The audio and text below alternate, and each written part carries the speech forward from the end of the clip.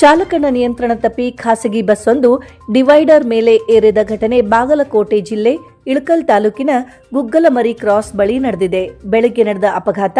ಬೆಂಗಳೂರಿನಿಂದ ಇಳಕಲ್ ಕಡೆ ಬರುತ್ತಿದ್ದ ಎಸ್ಆರ್ಎಸ್ ಬಸ್ ನಿಯಂತ್ರಣ ತಪ್ಪಿ ಅದೃಷ್ಟವಶಾತ್ ಈ ಒಂದು ಅಪಘಾತದಲ್ಲಿ ಯಾವುದೇ ಪ್ರಯಾಣಿಕರಿಗೆ ಗಾಯಗಳಾಗಿಲ್ಲ. ಎಲ್ಲ ಪ್ರಯಾಣಿಕರು ಅಪಾಯದಿಂದ ಪಾರಾಗಿದ್ದಾರೆ. ನಿದ್ದೆಯ ಮಂಪರಿನಲ್ಲಿದ್ದ ಚಾಲಕ ಡಿವೈಡರ್ ಮೇಲೆ ಬಸ್ ಅನ್ನು ಹತ್ತಿಸಿದ ಎನ್ನಲಾಗಿದ್ದು, ಅಪಘಾತದ ತೀವ್ರತೆಗೆ ಬಸ್ನ ಮುಂಭಾಗ ನಜ್ಜುಗುಜ್ಜಾಗಿದೆ.